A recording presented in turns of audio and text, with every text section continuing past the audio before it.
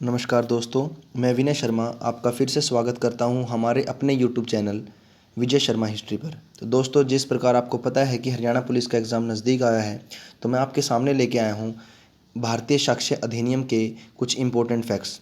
तो दोस्तों, पेपर से पहले ये ज़रूर पढ़ के जाना। और दोस्तों, अगर ये वीडियो आपको ब्लर्ड लगे तो इसको थोड़ा सा रोक के देख लेना और जो मैं बोल रहा हूँ उसको ध्यान से सुनना। सबसे पहली बात अगर हम बात करें सबसे पहले कि जो इंडियन एविडेंस एक्ट है उसका ईयर आपको याद रखना है। उसका ईयर है दोस्तों 1872। कितना है? 1872।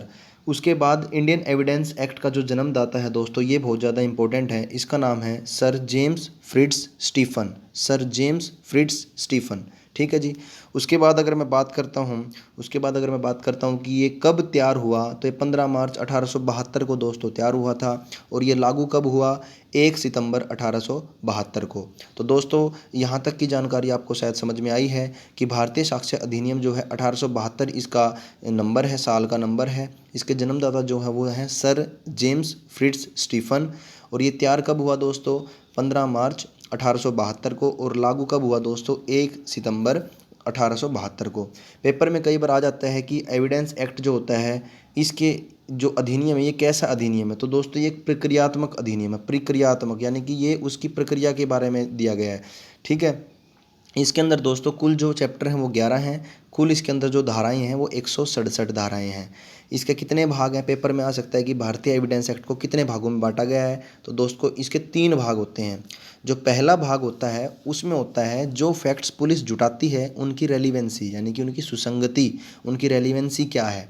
दूसरी जो होती है वो होता है सबूत के विषय में, यानी जो सबूत वो पेश कर रहे हैं वो किस प्रकार का सबूत है, यानी कि वो इलेक्ट्रॉनिक सबूत है या वो मौखिक साक्ष्य है या वो किस प्रकार का सबूत है दोस्तों, ठीक है जी, या वो फोटोग्राफी है, ठीक है। जो तीसरा नंबर होता है उसका नाम होता है सबूतों को जब पेश किया जाता है। तो सबूतों के पेश करने के बाद जो बर्डन ऑफ प्रूफ होता है, यानी कि जब कोई बंदा क्राइम करता है या कोई उस पर एलिगेशन लगाता है तो उन पर प्रूफ करने की जिम्मेवारी जो आती है वो भाग नंबर 3 के अंदर आती है दोस्तों।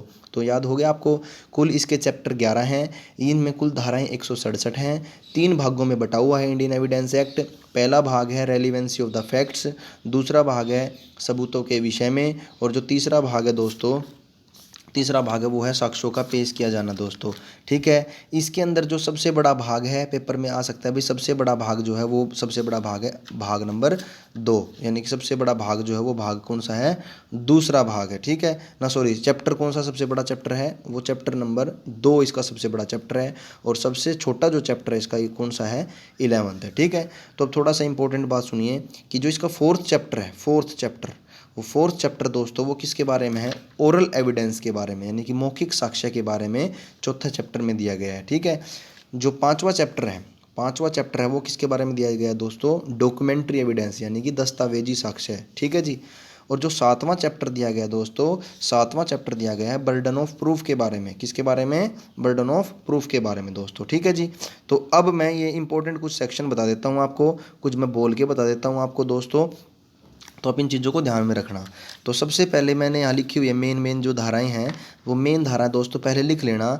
एक धारा नंबर 6 होती है इसकी, कौन सी होती है? धारा नंबर 6। तो उस धारा नंबर 6 का मतलब होता है लिंक एविडेंस। क्या नंबर होता है, क्या नाम होता है उसका? लिंक एविडेंस, ठीक है।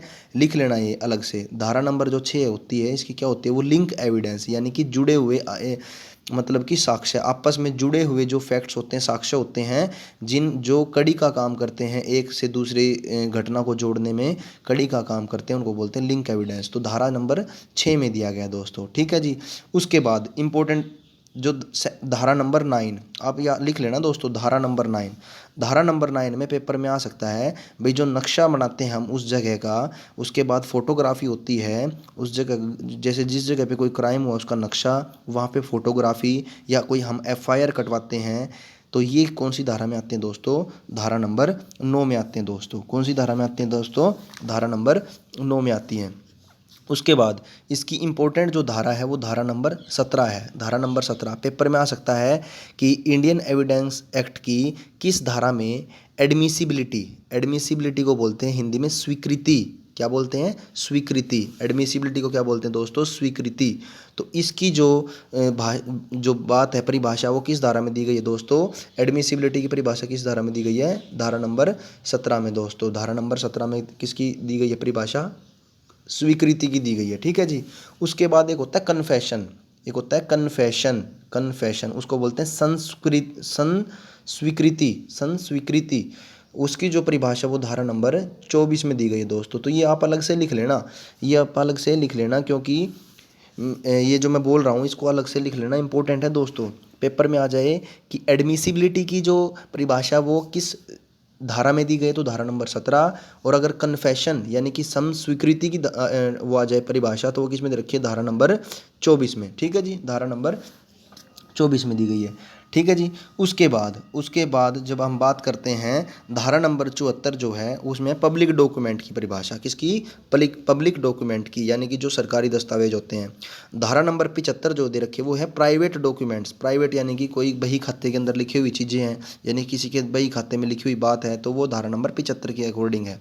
उसके बाद होता है मूक साक्षी, यानी कि जो बंदा बोल नहीं सकता उसके जो बयान है, यानी कि उसके लिए स्पेशल ट्रांसलेटर वगैरह जो भी बुलाए जाते हैं, तो उसका जो धारा है वो कौन सी है? 118। उसके बाद दोस्तों आपने सुना होगा जो हम मुखबिर बोलते हैं, मुखबिर नहीं होते, मुखबिर।